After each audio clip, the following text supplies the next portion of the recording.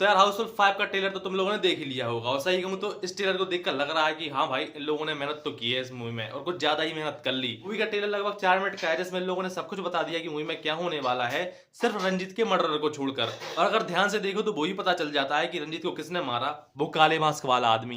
Movie का trailer देखकर पता चलता है कि रंजीत अपना 100वां जन्मदिन एक क्रूज पर बनाते हैं, पर वहीं 100वें जन्मदिन से पहले ही उनका एक रात मर्डर हो जाता है।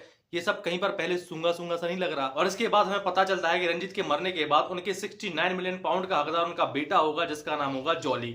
लेकिन किसी को नहीं पता कि जॉली कौन है, कैसा दिखता है। इसके बाद उस क्रूज पर एक जॉली की जगह आते हैं 3 जॉली, वो भी अलग अलग धर्म के, और उनके साथ आती है उनकी 3 वाइफ्स। और फिर ट्रेलर में कुछ कॉमेडी होने के बाद एक रात इन तीनों लोगों उनकी वाइफ्स की ड्रिंक में कोई कुछ मिला देता है, तो इन लोगों की वाइफ्स आपस में चेंज हो जाती हैं या कर लेते हैं। खैर भाई छोड़ो, दूसरे के घर की बात है, अपन को क्या करना, लेकिन बढ़िया स्कीम बता दी। और भाई ये जैकलिन फर्नांडिस क्या क्या कर रही है इस मूवी में। हाउसफुल फ्रेंचाइज के लिए अगर कोई परफेक्ट कास्टिंग है तो वो है जैकलिन फर्नांडिस। एक बार अक्षय कुमार की बनाई फ्रेंचाइज चल जाएगी, लेकिन जैकलिन फर्नांडिस का होना इसमें बहुत जरूरी है। वही इस मेन प्लान है इस फ्रेंचाइज का, अगर वो हटी तो ये पूरी फ्रेंचाइजी कोलैप्स हो जाएगी। खैर, और हाउसफुल के बिना वो कोलैप्स हो जाएंगी। और भाई ये तीनों क्या कर रहे हैं इस मूवी में, इनको देखकर पता क्या लगता है कि चोर की दाढ़ी में तिनका। और जहां तक मुझे पता है ये तीनों इस सब का स्टाफ हैं, लेकिन ये सब में काम करने के अलावा सब कुछ करते हैं।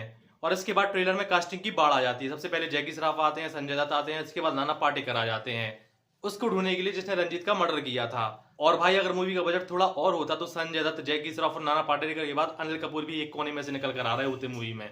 इस मूवी का आधे से ज्यादा बजट तो इसकी कास्टिंग में चला गया। बाकी 40 दिनों तक इस मूवी को सिर्फ पर शूट किया गया है, 4 महीने तक इसका शूट चला है पूरी मूवी का।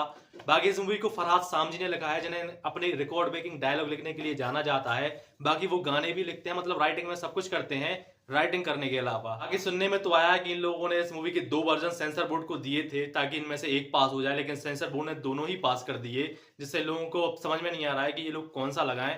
लेकिन मूवी के डायरेक्टर क्या कह रहे हैं ये तो मैं सुनना चाहिए। वो कह रहे थे कि जब मैं एक थ्रिलर मूवी बनाने की सोचता था तो मैं यही सोचता कि इसमें एक एक्स फैक्टर क्या होगा। तो वो एक्स फैक्टर यही है कि अलग अलग स्क्रीन पर आपको अलग अलग विलन देखने को मिलेगा। तो भाई जो इन्होंने बोला वो तो मुझे समझ में नहीं आया, बस यही उम्मीद करता हूँ कि मूवी समझ में आ जाए। बाकी तुम लोग इसके बारे में, हाउसफुल 5 के बारे में क्या सोचते हो, कमेंट में जरूर बताना। मिलते हैं नेक्स्ट वीडियो में, बाय बाय।